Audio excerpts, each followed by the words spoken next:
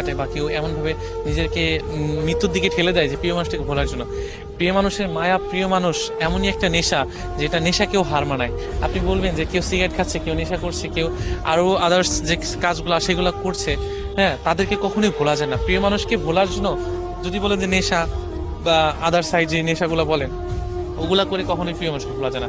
হয়তো ক্ষণিকের জন্য কিছুটা হয়তো আনন্দ থাকে বা কিছুটা ভুলে থাকতে পারে, প্রিয় মানুষের মায়া, প্রিয় মানুষের ভালোবাসা, সেটা হয়তো আমি বলবো যে নেশার থেকেও বড় কিছু। কারণ দেখেন, নেশা করছি কোনো একটা সময় 5 ঘন্টা 4 ঘন্টা পর সেটা কেটে যাচ্ছে, কিন্তু তারপরে ওই মানুষটাকে না ভুলতে পারছে না। যদি এমন হয়তো যে নেশা করলে প্রিয় মানুষকে সারা জীবনের জন্য ভুলে যেত, তাহলে আমি মনে করি প্রত্যেকটা মানুষ নেশা করছে, যারা নেশা করে না তারাও নেশা করতো ভালোবাসার মানুষটিকে ভোলার জন্য। আর আরেকটা বিষয় হচ্ছে কি, যে তার মায়াটা এতই অদ্ভুত বা তার মায়াটা এতই গভীর যে নেশা করে না সেটা আমরা কখনো ভুলতে পারি না। কারণ এই জন্য ভুলতে পারি না, সেই মানুষটাকে আমরা মন থেকে ভালোবাসি। নেশাটা হয়তো আমাদের মস্তিষ্কে হয়তো খানিকের জন্য হয়তো কিছুটা একটা আনন্দ দিবে বা কিছুটা হয়তো ঘোরের ভিতরে রাখবে, যে আমি হয়তো তাকে একটু ভুলে থাকতে পারবো বা কিছুটা মাতাল অবস্থায় থাকবো বা কিছুটা ঘুমিয়ে থাকবো, এমনটা। কিন্তু যখন সে আবার আবার আসবে না, যে সময় আসবে, সময় পার হয়ে যাবে, নেশাটা কেটে যাবে, তখন আবার প্রিয় মানুষের স্মৃতি, প্রিয় মানুষ সবাই এসে আবার মনে করে যে মাথায় ভিতরে নাড়া দিবে যে আমি কেন তাকে ভুলে গেলাম, তার কথা আবার মনে পড়বে।